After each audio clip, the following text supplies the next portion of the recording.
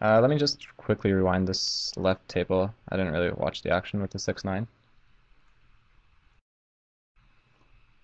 So I think what happened, yeah, he checked back the flop, and then I bet the turn, which is pretty standard with, so shitty open ender, but he'll have a lot of hands that are going to fold by the river. I think he'll have a lot of 10s and like pocket 8s, pocket 7s, pocket 6s, and stuff like that I should be able to get him off on most rivers.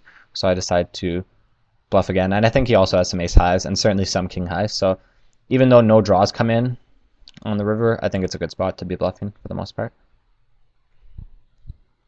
But unfortunately he had ace queen, which I'm certainly not expecting him to fold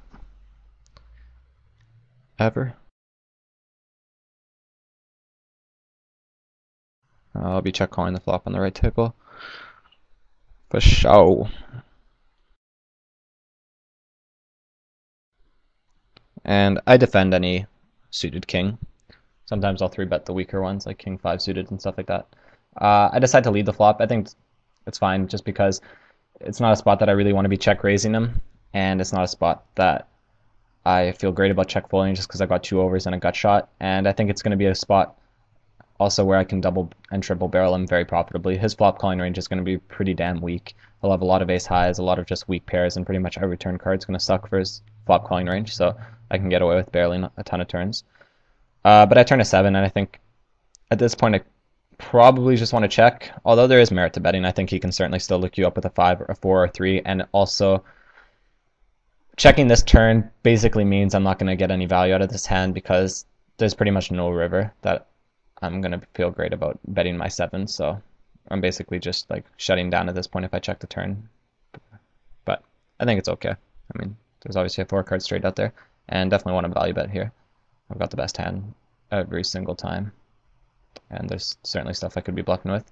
And yeah, like I can't really value bet my 7 now, but he's going to have a lot of 5s, 4s, and 3s that may have called the turn. And maybe he'll have a hand, maybe he could have had a hand like 7-8 or 7-9 or some other gut shot with a 7.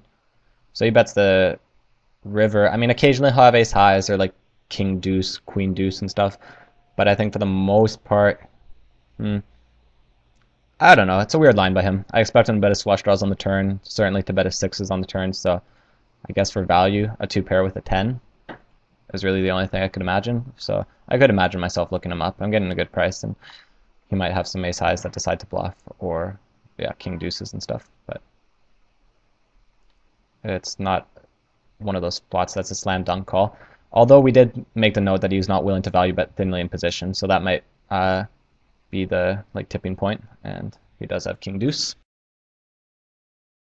So I'm sure I felt okay about that call, even though it was a small call. I think he should have bluffed the turn there and then just bluffed the river. It's so unlikely that I'm check calling the turn with a 6 or even checking the turn with a 6 that he's just going to be able to get me off a lot of my range by betting the turn and river with his king deuce there.